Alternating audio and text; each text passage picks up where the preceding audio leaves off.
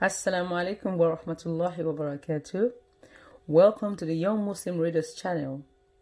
Today, we're going to be reading from the book titled, I'm Learning About the Prophet Muhammad Sallallahu Alaihi Wasallam. Written by Sanisia Nain Khan.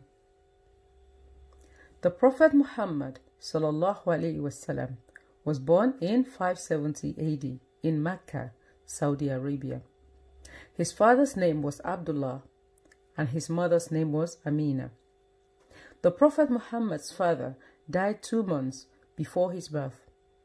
Following the old Arabian custom, the little Muhammad Sallallahu Alaihi Wasallam was sent to spend the first years of his life with a wet nurse. His foster mother, whose name was Halima, lived in a desert near Mecca. When Muhammad Sallallahu Alaihi Wasallam was 6 years old, his mother took him to visit his uncles in Yathrib, a place now known as Medina. It was a long journey by caravan, but young Muhammad Sallallahu Alaihi Wasallam enjoyed meeting his cousins, playing with them, and learning to swim. But, tragically, on the journey back to Mecca, Amina fell ill and died. Muhammad Sallallahu Alaihi Wasallam returned home with his mother's maid, Barakah. As Muhammad Sallallahu Alaihi Wasallam grew up, he was looked after by his grandfather, Abdul Muttalib, and later by his uncle, Abu Talib. When Muhammad Sallallahu Alaihi Wasallam was about 12 years old, his uncle took him to Syria on a trade visit. It was a trip full of adventures. By the time he was 25 years old, Muhammad Sallallahu Alaihi Wasallam was well known for his honesty. People used to call him Al-Amin, meaning the honest one. He was known among the people of Mecca as the bravest and most gentlemanly person. He was a good neighbor, tolerant and always truthful. He always kept aloof from quarrels and quibbles, and never used foul or abusive language.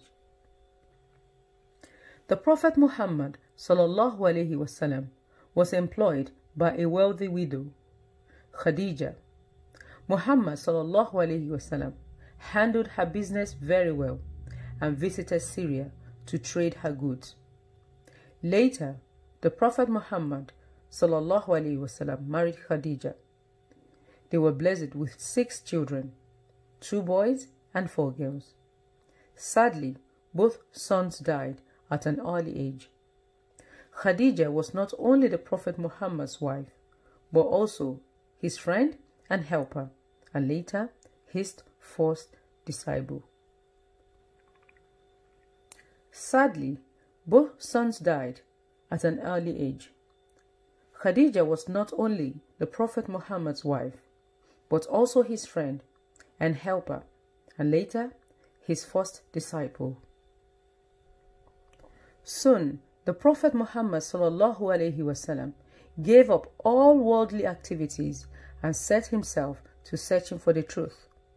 Often, he would stay alone for days in a cave of Hira, near Mecca, to pray and meditate. He would wonder, what does the Lord require from us?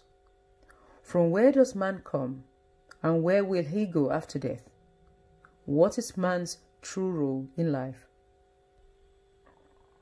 One night, during Ramadan, when Muhammad Sallallahu Alaihi Wasallam was sitting all alone in the cave, an angel appeared and taught him the first verses of the Quran, beginning with the line, "Read, in the name of your Lord who created."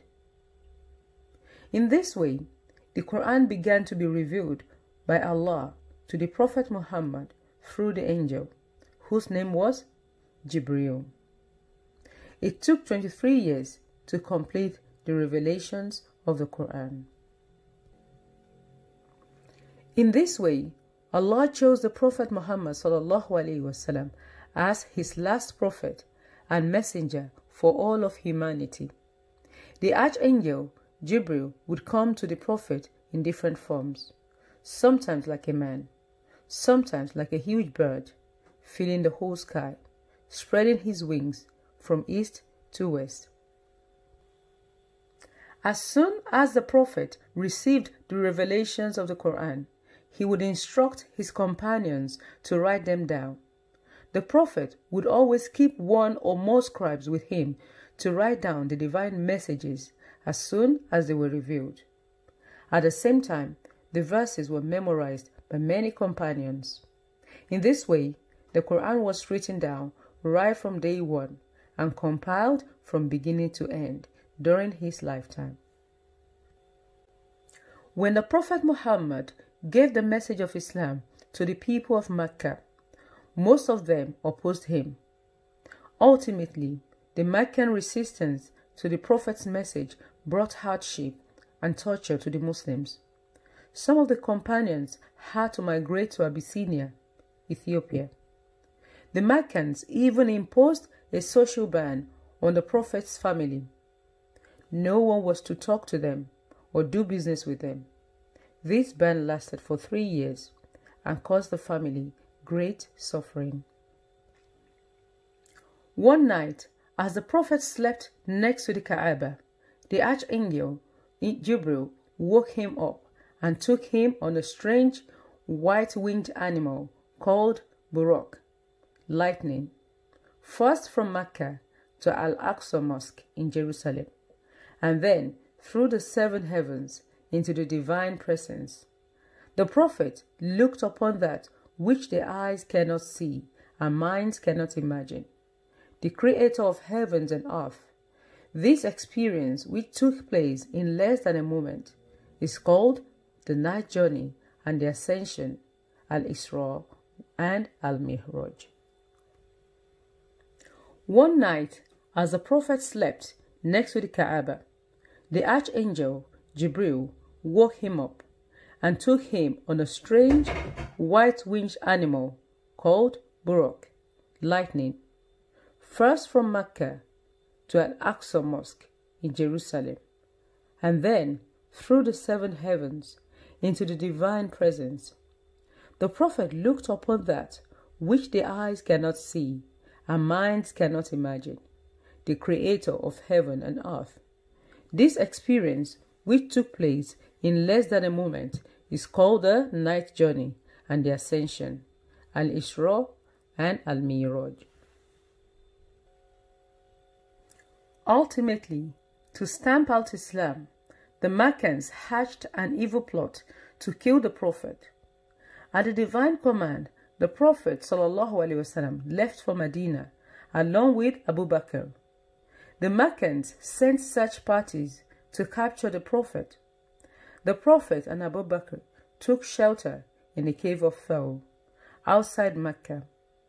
The enemy came very close to the mouth of the cave, but they left after seeing that the spider had spun a web across its opening and a dove had made a nest just to one side of it. The Prophet safely reached Medina, and his journey is known as the Hijrah, or migration. Here he was warmly welcomed by the Ansars, or the helpers, the people of Medina.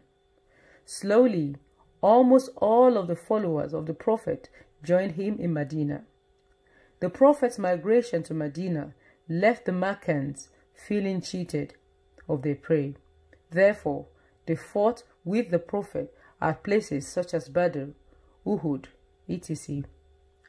Ultimately, the Prophet entered into a peace agreement with the Meccans at Hudaybiyah, after which peace prevailed in the region. The Prophet's mosque in Medina became the center of his activities. He would sit there for hours and hours to give people the message of Islam. The Prophet's message spread far and wide.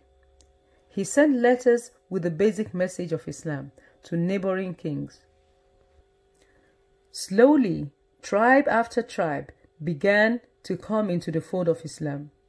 The numbers of tribesmen ran into thousands. The Prophet Muhammad ﷺ taught us that prayer is a way of saying how we need Allah's grace for every single thing we have, and how Allah's power over all things is total. He urged his followers to remember the day of judgment, when Allah will judge our actions by punishing the wicked and rewarding those who followed his path.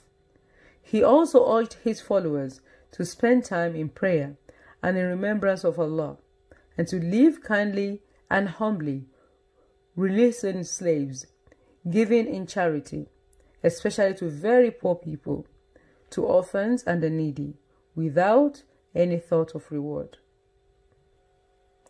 The Prophet Muhammad's life went through various stages of well-being and extreme hardship. The Prophet Muhammad's life went through various stages of well-being and extreme hardship, yet never once did he stray from the path of moderation. At all times, and right till the end, he remained the patient and grateful servant of the Almighty, bringing his message of peace and tolerance to all mankind.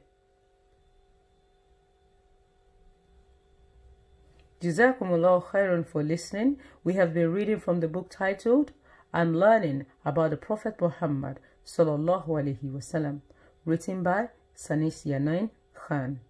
Till next time, Assalamu alaikum wa rahmatullahi wa barakatuh.